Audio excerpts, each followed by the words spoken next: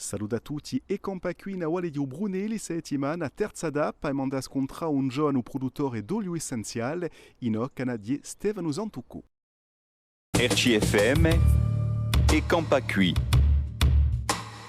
Sta comune è un mio paese, un paese dove hanno cresciuto o mio babbo e o mio zio, e basta fare che danno presi cittadini qui e che si sono installati qui perché so giustamente di suo paese.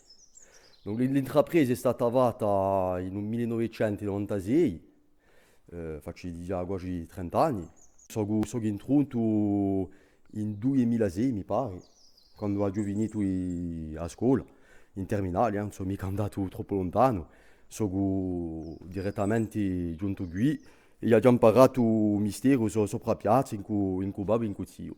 Posso dire che ho cresciuto in Trento, perché quando l'intrapresa è stata fatta, avevo 10 anni, sono sempre cuidato, ho sempre visto a babà e a zio a lavorare qui. A me mi piace veramente la natura, la campagna. La città non è mica cose che mi piacciono troppo, dunque per me era naturale di giungere qui, o meglio di provare e di portare ciò che posso di nuovo all'intrapresa, una visione, posso dire, un po' più giovane.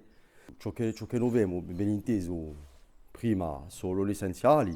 Si può dire che noi siamo accanto a un mezzo medicale perché siamo in un settore dell'aromaterapia.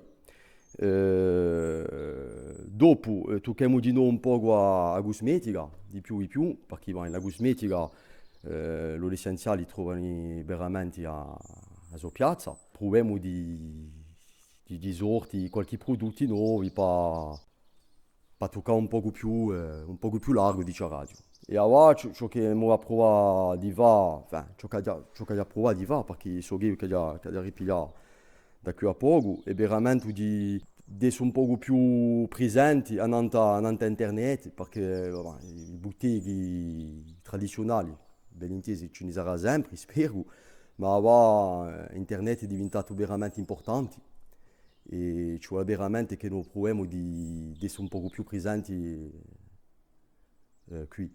Di far fronte alle difficoltà che noi troviamo di più in più, il tempo che scambia, penso che non è un segreto per niente, si vede che non ci sono più veramente stagioni, c'è la secchina, dopo quando c'è troppa acqua, quando non c'è mica, sono difficoltà e non possiamo mica va a fare, perché così ci vuole fare in ciò che noi abbiamo e provare a sviluppare di più e più e battersi per continuare a essere qui e a campare in questa presa.